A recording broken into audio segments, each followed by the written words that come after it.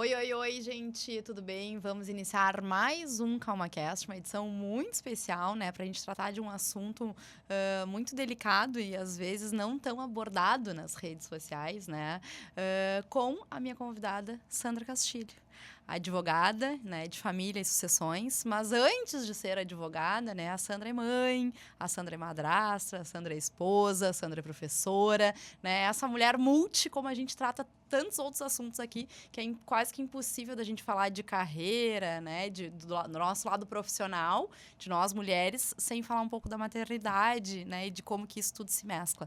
Sandra, primeiramente, obrigada, né, pelo aceite desse convite, que seja um bate-papo leve, descontraído, e tenho certeza que vão ter várias pérolas ali, porque tu é uma pessoa muito peculiar. Com certeza.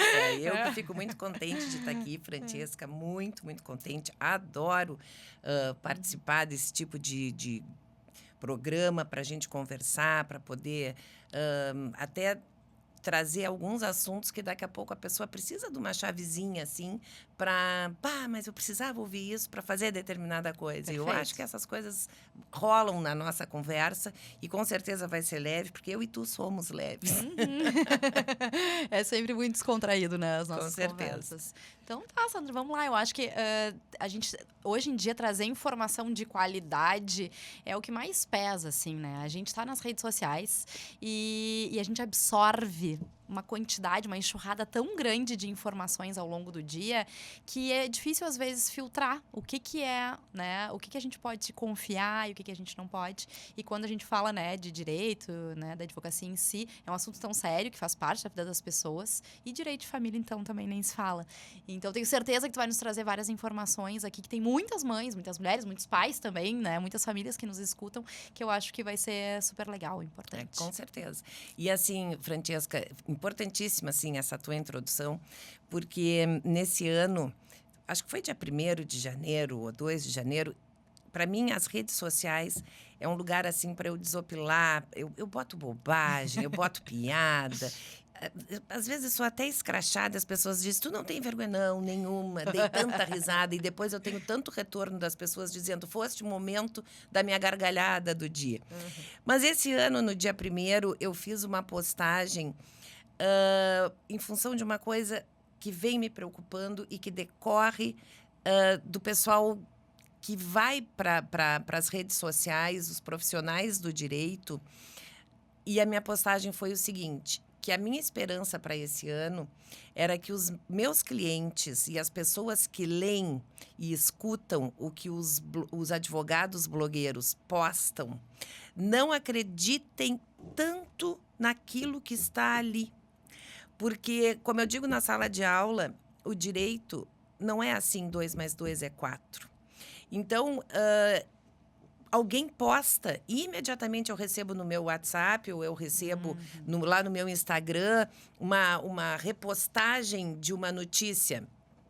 Pai é preso pelo abandono afetivo do filho.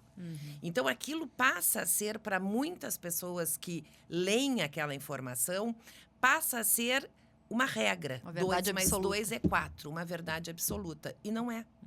E a maior exemplo que eu posso dar em relação a isso, que as pessoas, os alimentados, né? A pensão de alimentos não é paga por um motivo. E aí, antes da gente começar o podcast, eu conversava contigo e te dizia, os homens são sempre muito mal falados dentro da sociedade na condição de pais. Mas de 10 homens, 4 merecem essa má fama e 6 são homens que fizeram os filhos, que amam os filhos e querem estar com os filhos. Mas esses 4 estão fazendo os 6 pagarem como se todos fossem farinha do mesmo saco. Então, o maior exemplo que eu digo dessa ilusão daquilo que é dito na internet é, por exemplo, a ação de execução de alimentos pelo rito da prisão. Então, a mãe me contrata, olha aqui, ó, não paga. Bom, então, em primeiro lugar, não precisa esperar passar 3 meses para fazer o ajuizamento da ação. Mas, pelo rito da prisão, eu só posso cobrar 3 meses para trás. E depois tudo aquilo que se vencer ao longo do caminho. E aí elas me perguntam assim, como é que funciona? Funciona assim, a gente ajuiza a ação, vai para o juiz, e o juiz vai mandar lá uma cartinha, um oficial de justiça bater na porta do devedor e vai dizer, paga a dívida em 3 dias ou justifica o porquê que não está pagando. Só que aquele que está necessitado do dinheiro escuta só até os 3 dias. Tudo isso sob pena de prisão. Então, elas ficam acompanhando, porque hoje o acesso ao andamento dos processos é muito fácil. Então, as pessoas ficam acompanhando aquele processo. Passou 3 dias, estão me ligando. É hoje que ele vai ser preso? Não é hoje que ele vai ser preso. Esses processos, especificamente, se não pagarem, eles serão presos daqui a 1 ano. Não existe mais no Poder Judiciário nada de imediato. Nada de imediato. Nem uma busca e apreensão de um menor que, às vezes, o pai ou a mãe levam para a convivência do final de semana e depois não devolvem por algum motivo e até para querer incomodar o outro. Eu quero uma busca e apreensão. Tá bem, entra com a busca e apreensão. Normalmente, o juiz vai mandar intimar para devolver. Então, não é vai lá e já pega e já volta. Nada é imediato no mundo do direito. E o Poder Judiciário, como um todo, ele virou um verdadeiro caos. Um caos. Eu não posso mentir, eu digo isso em sala de aula.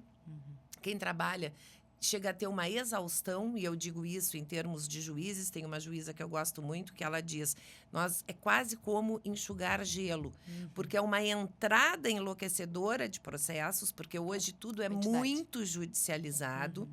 O Brasil, ainda que tenha leis maravilhosas, porque nós temos leis maravilhosas, e agora ele está se tomando um corpo maior nas formas de solução de conflitos fora do Poder Judiciário, mas me parece que isso não está sendo bem estimulado. As pessoas, às vezes, levam, principalmente na vara de família, levam muito o psicológico para dentro do processo. Então, muito mais do que alguém decidindo aquele problema, é o colocar no papel o quanto eu estou chateada, porque eu fui rejeitada, porque houve uma traição. E o Poder Judiciário já nem quer mais saber se houve traição ou não.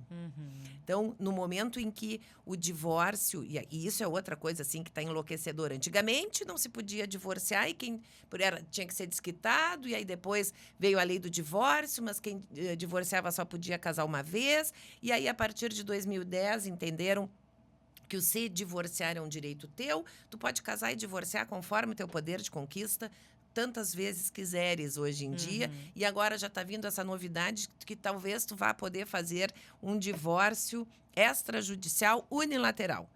Uma coisa de loucos, assim. Eu ontem ainda estava dando aula sobre isso. Quer dizer, eu saio na rua, Essa eu não tô sabendo. tô com a minha TPM a 1000, me lembro daquela criatura que roncou a noite toda do meu lado e que não me levou para fazer não sei o quê.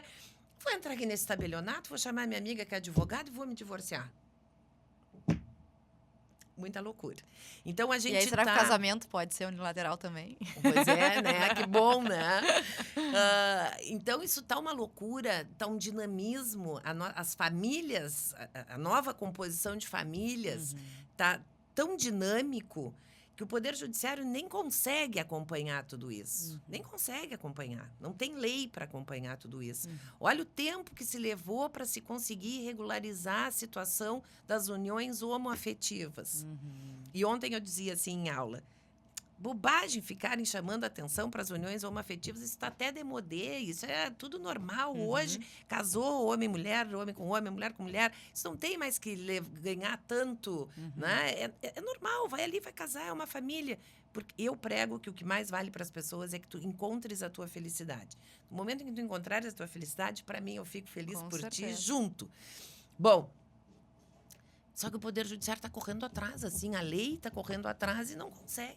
Agora o trisal, como é que vai ser isso?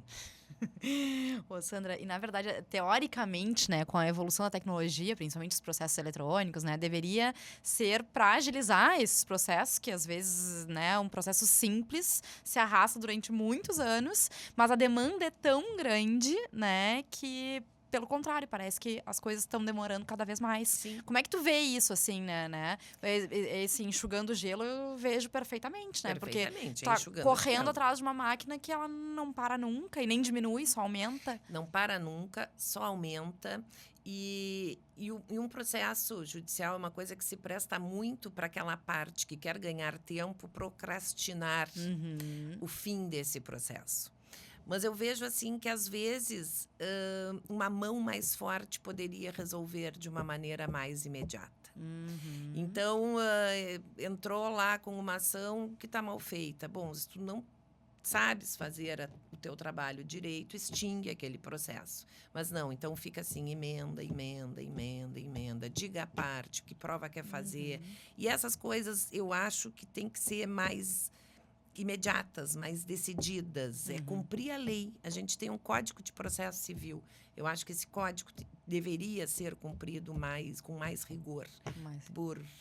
E aí, vamos falar um pouco, então, da atuação em sala de aula, né? Tua professora. Adoro! Forma, né? Sei lá quantos por ano, né? Advogados. E como é que se trata isso com esses jovens que também chegam muito imaturos na graduação, né? Muito imaturos. E não só muito imaturos e com uma visão do mundo do direito assim, muito distorcida, muito romantizada. Porque eles também acham que tu entra, pede para pagar, em 3 dias não pagou e vai preso.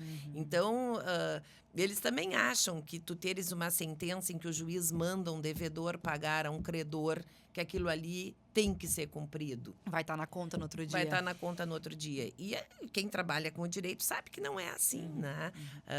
Então, eles vão levando sustos na sala de aula.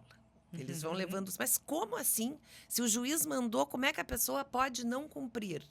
Pode não cumprir, porque se ele é uma pessoa que não tem nada que a gente possa tirar dele, ele não vai pagar nada, não se tira leite de pedra. Então, essas realidades vêm. O que eu dou aula na faculdade em Anhanguera e o que a gente procura muito mostrar assim, para o aluno, que sempre aquele que vai seguir o caminho de concurso ou vai ser advogado, ele tem que ser ético e ele tem que ter o olhar para a pessoa e se colocar sempre no lugar dela. Isso é uma coisa que todos nós, professores do curso de Direito, procuramos ensinar para eles. Olha, é uma pessoa como tu. Sejas empático, não sejas como determinados lugares, que eu nem vou citar, mas que tu chegue, que a pessoa, assim, parece que ai, meu Deus, sentou na minha frente, o que eu vou fazer agora? Vou ter que abrir a boca para falar. Por quê? Porque sabe que não vai perder o seu emprego, tem uma situação confortável. Não. Quem lida com pessoas tem que ter essa empatia. Perfeito. Estudar, atualizar e... E aí eu tava pensando, como tu começou a falar a questão das redes sociais, né? E, de repente, esse jovem que também chega na faculdade de Direito já seguindo tal blogueiro, advogado, tal, né? E com aquela ideia que hoje em dia, não só no Direito, em todas as outras profissões, né? Existe uma picaretagem muito grande digital, né? Que, às vezes, é uma autoridade no digital e no offline, no tete-a-tete, né? Aquilo ali é um fracasso ou nem existe, né? Exatamente. Então, assim, se constroem esses gurus de todas as áreas, né? E aí, tudo que esses gurus falam é dito como verdade absoluta, né? E aí, claro, os jovens ainda absorvem isso de uma maneira muito diferente, né? Das pessoas que têm um pouco mais de experiência.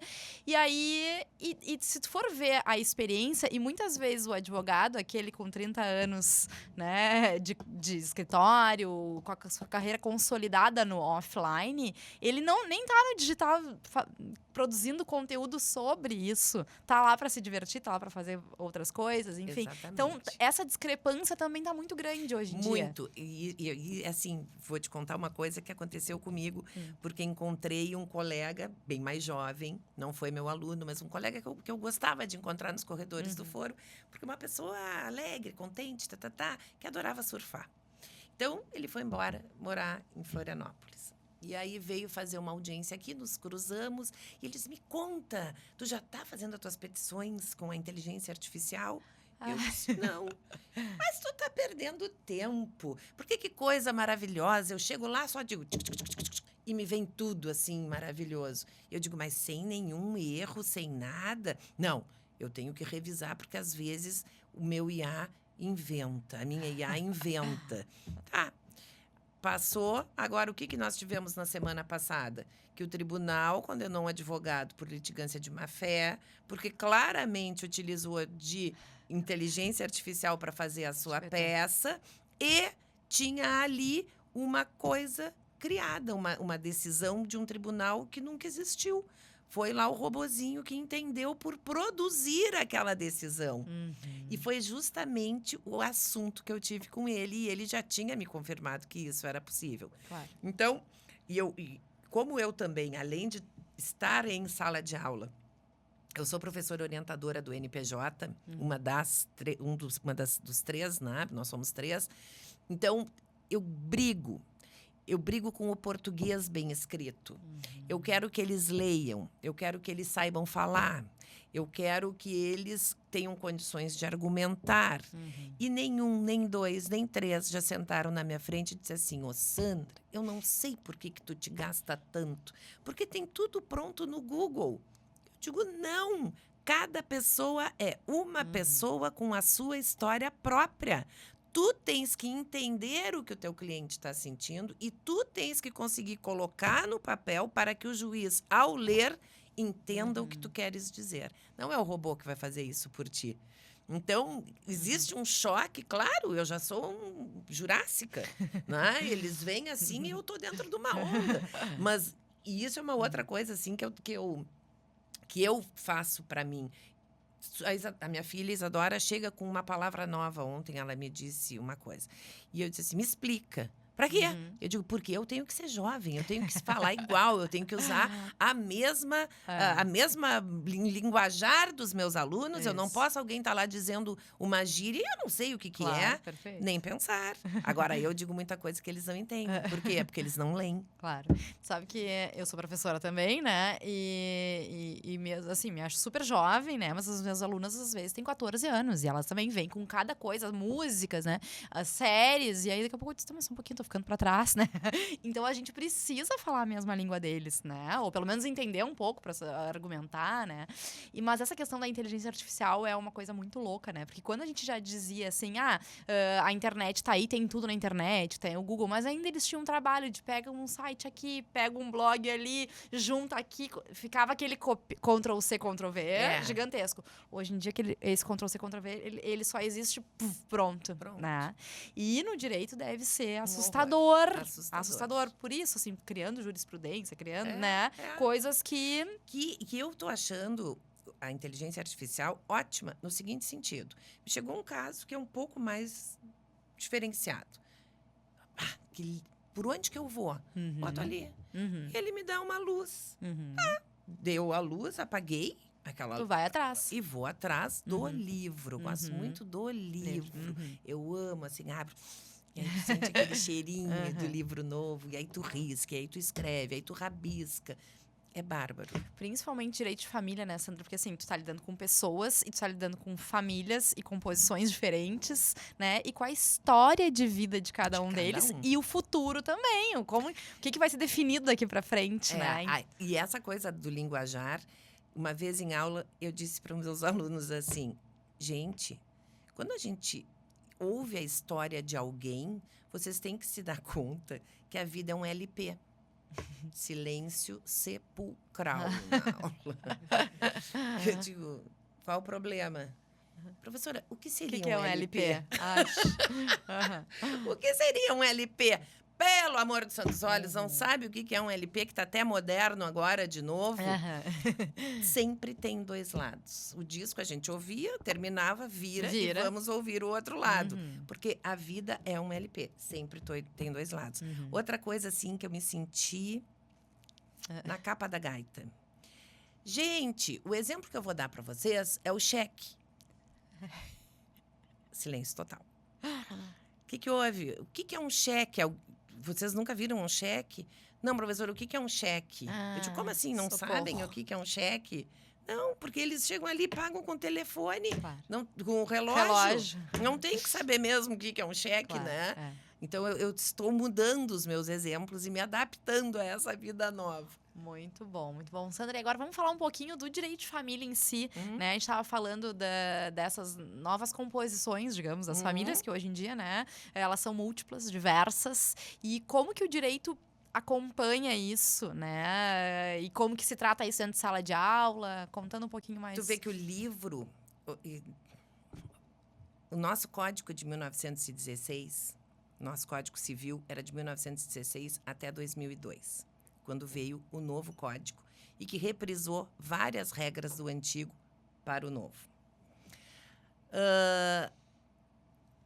O conceito de família mudou tanto que agora vai ser alterado o nome do livro, o nome da matéria, o nome do livro dentro do Código Civil, que antes era Direito de Família. Que família? Família do patriarcado, que só era reconhecida pelo casamento, pela consanguinidade, e que isso, com a nossa Constituição Federal de 88 maravilhosa, e depois com o Código Civil de 2002, tudo se foi afastado.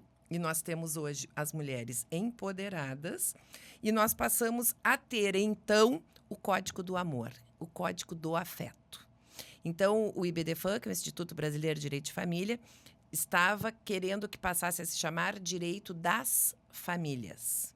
E agora bateram o martelo que será Direito de Famílias.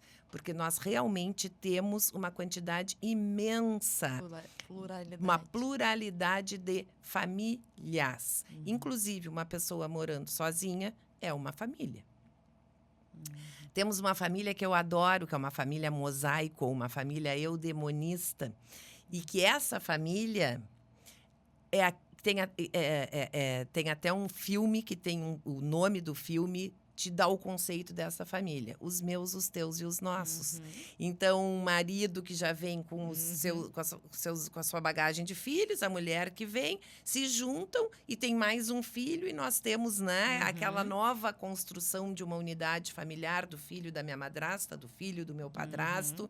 E temos ainda situações em que os pais biológicos saem porque também se separam dessa família e os enteados preferem ficar morando com padrasto e madrasta do que acompanhar o pai ou a mãe biológico. Então, são coisas muito legais, né? Perfeito. A família constituída pela mãe e os filhos, a família constituída pelo pai e os filhos, a família dos avós com os filhos, que isso é uma coisa que eu vejo que tem crescido muito, porque aí pais complicados, com envolvimento com drogas, que não têm condições de ter os filhos. Então, os avós vão lá e pegam aqueles netinhos e passa a ser ali também um núcleo familiar. Então, nós temos as famílias homoafetivas, né? Que eu acho bárbaro que a legislação se abriu, os operadores do direito também passaram a possibilitar a adoção de crianças. Eu acho isso bárbaro, bárbaro, bárbaro. Crianças passam a ser super amadas, super cuidadas. Então, a gente tem hoje uma gama enorme de famílias, os pets entrando, né? Que também, a pensão de alimentos para o meu pet, o pet vai deixar de ser uma coisa, vai ser um ser sensível. Então, isso tudo é muito novo. Guarda compartilhada para pets. Guarda compartilhada para pets, quero ficar tantos dias. Eu já tive 2 processos em que não se conseguia concluir muito até que determinasse que um podia pelo menos passear com o cachorrinho 2 vezes por semana e tal. Claro, a gente se apega, né, no bichinho. Então, isso está muito legal, assim, no direito, para quem trabalha na área, porque cada semana vem uma novidade. Cada semana vem uma novidade. E eu vou te dizer uma coisa, Francesca, que talvez quem nos ouça poderá pegar como uma coisa meio torta, pode me xingar, pode dizer que eu sou louca, mas como as mulheres são burras. Porque tu vês o seguinte, um casal se desfaz. A mulher, normalmente, não é regra, tem mudado muito. A mulher fica com a guarda dos seus filhos. Tá muito bem. Aí, ela vê o seu ex já com uma namorada. Aquilo lhe dá uma raiva, porque ninguém gosta do senso de rejeição, né? Às vezes, por mais pacífico que seja o fim do casamento, tu vê o teu companheiro com outro, com outra, dá uma dorzinha. É a posse, né? É a posse. Que eu vendo, eu sigo o Porchat, eu amo o Porchat. E aí eu sigo ele no Instagram e ele tá com uma namorada nova, tá fazendo uma viagem maravilhosa. E essa semana ela fez aniversário e ele postou 1000 elogios para ela, assim, porque é a mulher mais linda do mundo. Aquilo me deu uma raiva. Eu fiquei com raiva, porque eu me lembrava que até pouco tempo atrás, quem ia no programa dele era a primeira mulher. Mas ela também, então, era uma mulher muito linda. Ele não precisa fazer essa coisa assim pública, né? Me deu uma certa raiva. Então, eu entendo essa coisa da rejeição que aquele que é trocado, tanto homem quanto mulher, tem. E isso acaba vindo para dentro da relação e quem passa a sofrer são os filhos. Então, por que eu digo que as mulheres são burras? Porque o filho é do pai e da mãe. E assim como a mulher se queixa que é sobrecarregada, porque a pensão é baixa, porque ela trabalha, porque ela, quando chega em casa cansado, tem os filhos, mas o pai está querendo levar os filhos lá num final de semana, de sexta a domingo, a cada 15 dias, e mais um pernoite durante a semana, eu pego no colégio, devolve no colégio. E o que as mulheres fazem? Não. Por que não? Este tempo tu vais aproveitar para ti. Tu vai sair, fazer a tua unha, uma massagem, tomar uma cervejinha com as amigas, vai ao cinema, vai no shopping, não vai fazer nada. Vai ficar deitada, assim, curtindo uma música na tua casa. Coisa que mãe com filho em casa. Coisa que mãe com filho em casa não consegue. Mas aí é utilizando as crianças como quase que uma moeda de troca. Como uma moeda de troca, em todos os sentidos. Tu não tá pagando, tu não desse o tênis novo, tu não me ajudasse com a festa do aniversário, e aí começa a trancar. E, na verdade, a gente sabe que isso é porque não quer que conviva com uma nova companheira. Claro, eu já tive casos em que a nova companheira não permitia que a criança, filha do marido, comesse maçã, porque aquela maçã era do filho dela. Então, são coisas muito mesquinhas que o ser humano precisa de muita evolução ainda, até para entender isso. Se nós galgamos esse espaço na sociedade de sermos mulheres independentes, que saem, que trabalham, a gente também tem o direito ao nosso momento. Mas o pai não vem buscar. Tem como fazer cumprir a convivência? Dá com a mão na mesa e diz, olha aqui, toma, é teu, leva final de semana. Se eu consigo me ajeitar, tu também consegues te ajeitar. Vai no baile, vai ser feliz, vai. Como diz a Sandra, aí tu não acha que minha professora de Pilates, vai fazer sexo com estranhos. Mas aí tu não acha que, de repente, é essa mulher que é criada, né, nessa questão que a mãe é culpada por se permitir aquela frase que nasce uma mãe, nasce uma culpa, né? Que eu não posso fazer isso porque o filho é meu, enfim. Vai um pouco nesse viés, né? Vai muito nesse viés, mas o filho é de pai e mãe. O filho é de pai e mãe. As mulheres têm que aprender. Ontem, na minha aula, eles davam risada, porque eu estava fazendo um histórico dessa coisa da evolução das concepções de família e da posição da mulher no mercado. E eu dizia assim, porque eu estou aqui, são 9 da noite, eu estou dando aula para vocês, trabalhei de manhã e de tarde, eu odeio aquela mulher que saiu queimando sutiã pela rua. Porque imaginem, se ela não tivesse feito isso, eu continuaria do lar. Fazendo tricô em casa. Então eu estaria agora vendo a novela, daqui a pouco meu marido ia me olhar e dizer assim, vai te lavar que hoje vou te usar. E era isso. E no outro dia eu me acordava faceira e aquela coisa. Não. Então, se a gente galgou esse espaço, nos igualando aos homens que saem para trabalhar e que têm a sua independência, e isso é primordial na vida de uma mulher tem que ser um ser independente, eu tenho que me permitir de dizer assim, meu filho está tão bem comigo, também ficará muito bem com o pai.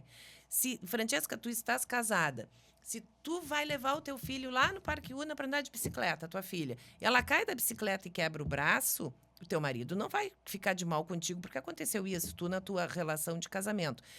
exatamente ao contrário. Teu marido tá lá andando de bicicleta, caíram, quebraram o braço da criança, tu vai dizer, ai, que droga, coitadinha, tá. Normal. Então, não é porque a criança, ao ir na convivência com o pai, quebrou o braço, que aquele pai é um monstro agressor que cuidou pouco. E essa é a visão que eu vejo as mães terem muito. Criança adoece na casa da mãe, criança adoece na casa do pai. Criança pega piolho na conta, tá com a mãe, pega piolho quando anda lá na casa do pai.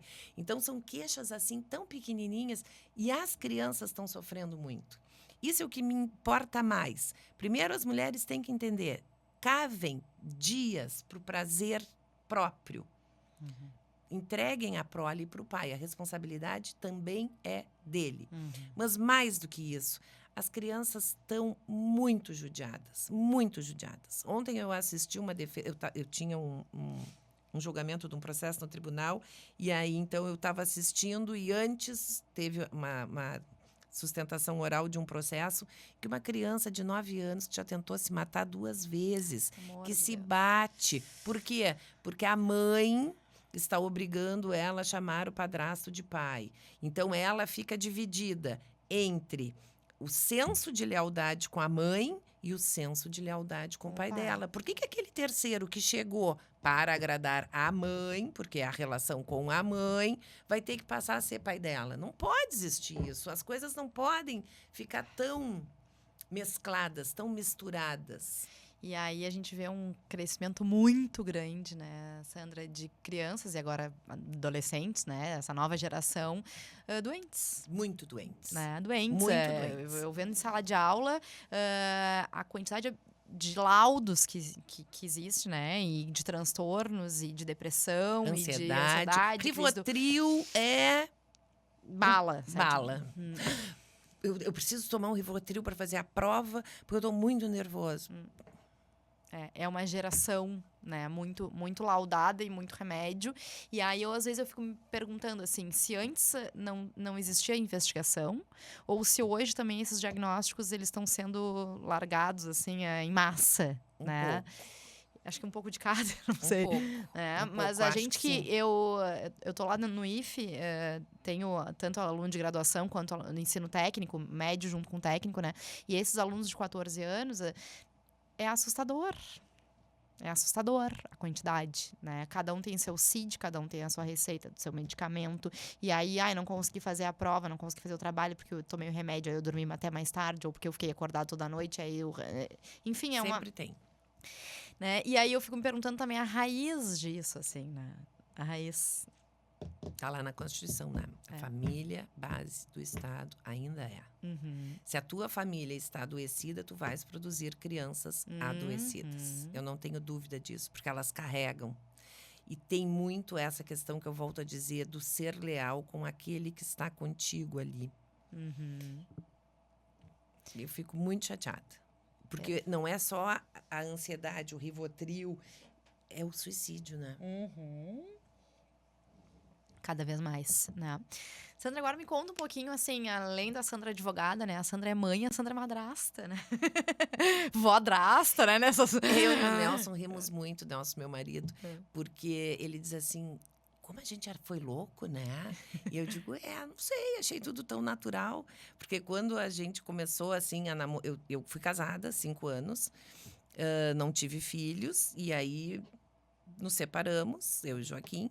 E em seguida, 3, 4 meses depois, eu já tinha conhecido o Nelson, já tinha sido para jantar, e ele já veio e veio morar aqui. E fui. Conheço uma história semelhante. Eu com 28 anos, ele com 45, e ele com 4 filhos, que ele tinha guarda. Então, assumimos, assim, aquela coisa do Raul, que era pequeno, com 4 para 5 anos, o Pedro... 7 para 8, a Helena adolescente, o Otávio adolescente. E fomos. Esse ano a gente vai fazer 27 anos juntos. Então, é uma construção, e eu digo sempre assim em sala de aula, que coisa boa é a vida de casado.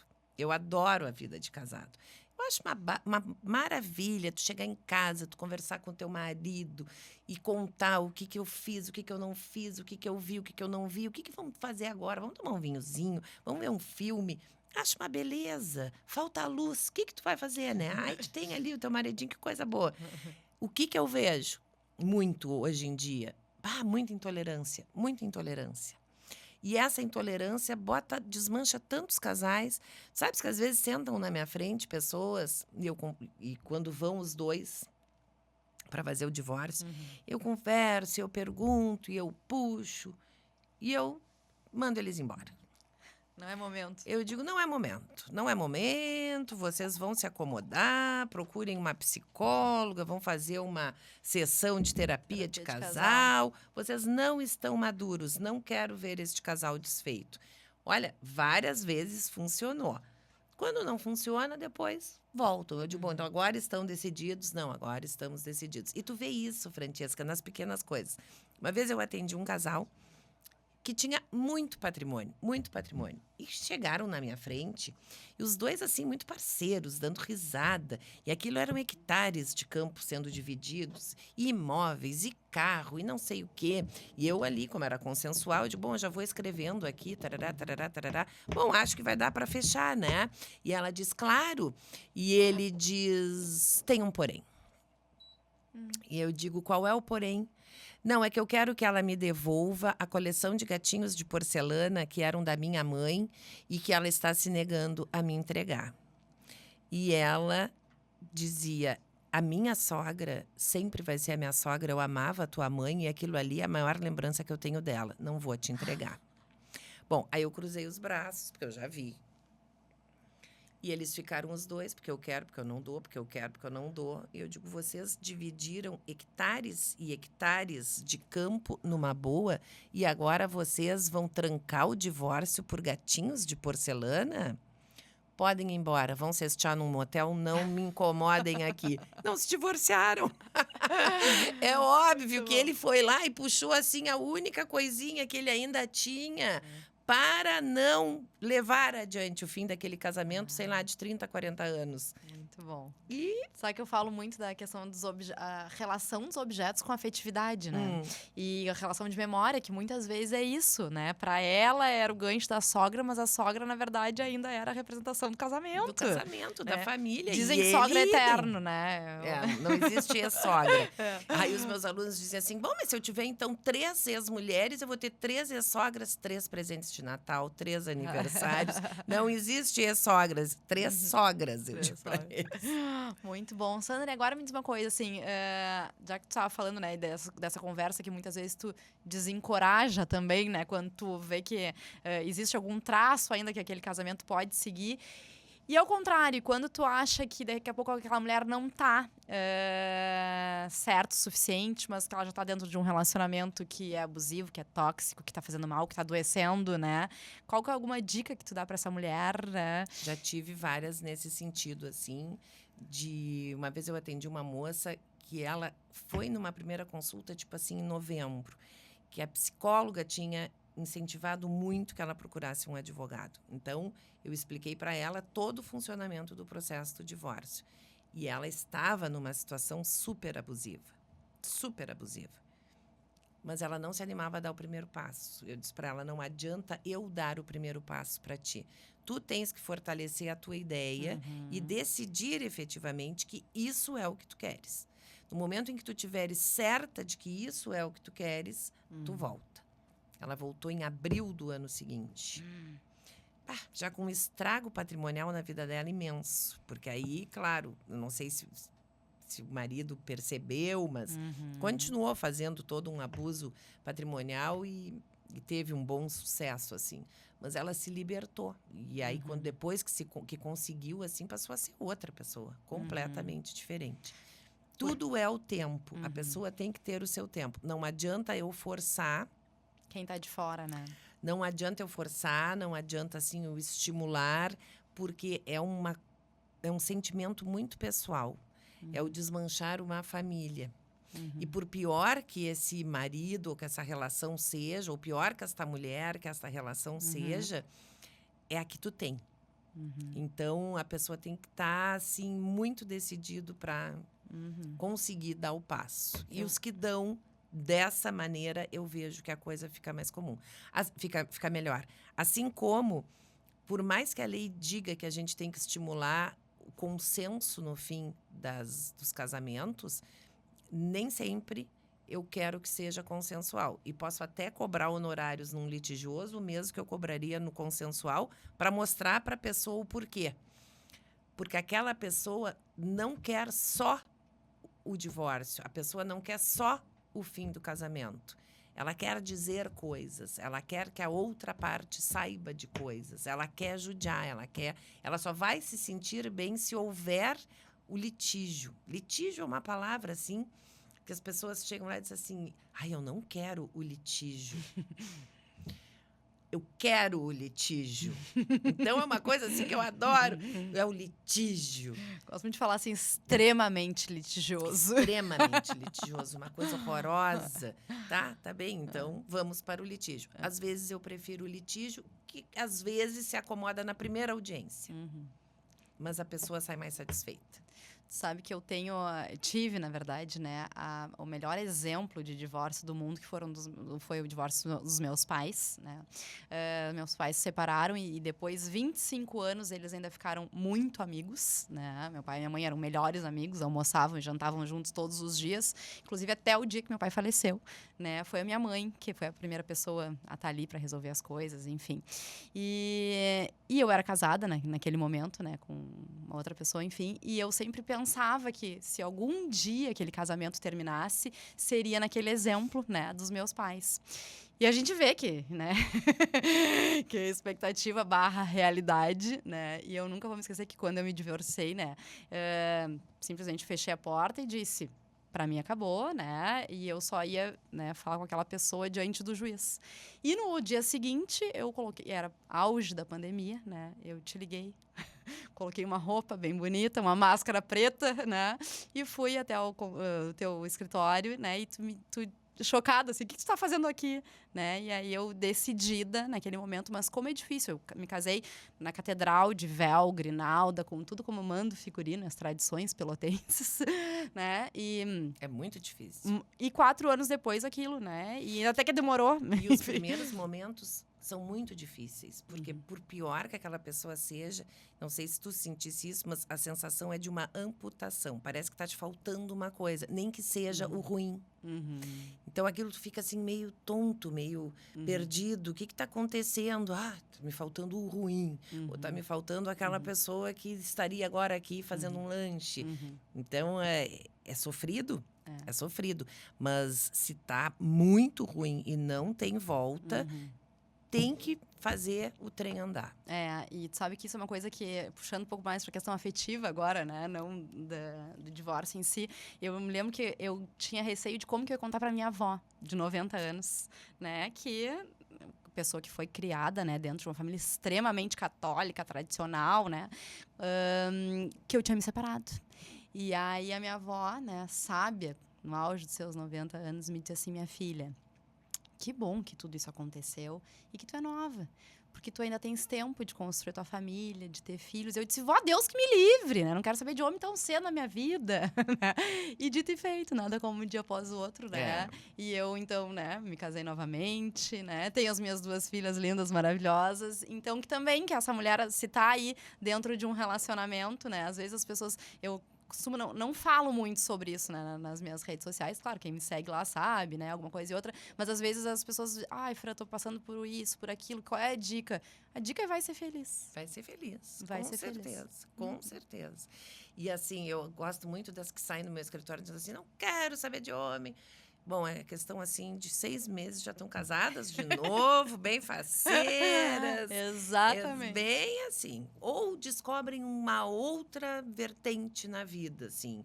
Eu comecei a passear, eu comecei a viajar, eu comecei a fazer isso, a fazer aquilo, né? É por aí. Coisas que não enxergava, que não enxergava. Tanto para as mulheres quanto para os homens. Os dois. Então tá, eu acho que teríamos mais muito papo aí pela Mas frente.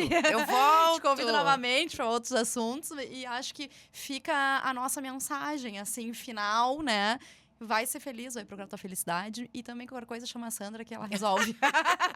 Não, a minha mensagem é assim, não te permite, por mais cômodo que seja, ser uma dependente de alguém. Busca a tua independência. E essa dependência financeira, emocional, afetiva. Não cai naquela conversa assim, Fica cuidando dos filhos, porque o que tu vais ganhar vai ser o que a gente vai pagar para alguém cuidar, não faz mal. Pega todo o teu dinheiro, se sobrar R$100, é teu. E não sucumbe a isso. Não sucumbe a isso. Perfeito. Vai ser independente. Vai. Ai, eu queria tanto estudar, queria tanto fazer um outro curso. Vai fazer o outro curso, vai estudar, vai entrar no mercado de trabalho, vai fazer um concurso público, vai abrir uma lojinha, vai vender Natura, vai fazer o que for. Mas a tua independência de tu ter o teu dinheiro e chegar num lugar e dizer assim, eu queria tanto essa xícara, posso comprar? Não, a gente tem muita xícara lá em casa. Ou absorvente. Isso é inadmissível. Inadmissível. Sim, o absorvente. Por que tu vai comprar esse que é ultra fresh? Compra esse aqui, que é fralda. Não tem fundamento. As mulheres têm que entender que se galgaram um lugar e elas têm que fazer valer isso, porque me tiraram lá do meu comodismo e me botaram nessa panela de pressão. Então, todas as mulheres têm obrigação com a sua independência e com a sua liberdade e felicidade. Perfeito. E liberem os filhos. Perfeito. Sandra, muito obrigada, Eu né, que pro nosso agradeço. bate-papo. Trouxe uma lembrancinha amo. da nossa Da parceira, Mania de a Usar. Joyce, Que lindo. nossa parceira do podcast. Obrigada. Adorei. Eu que agradeço. Beijo Beijo, e tchau, até a tchau. próxima.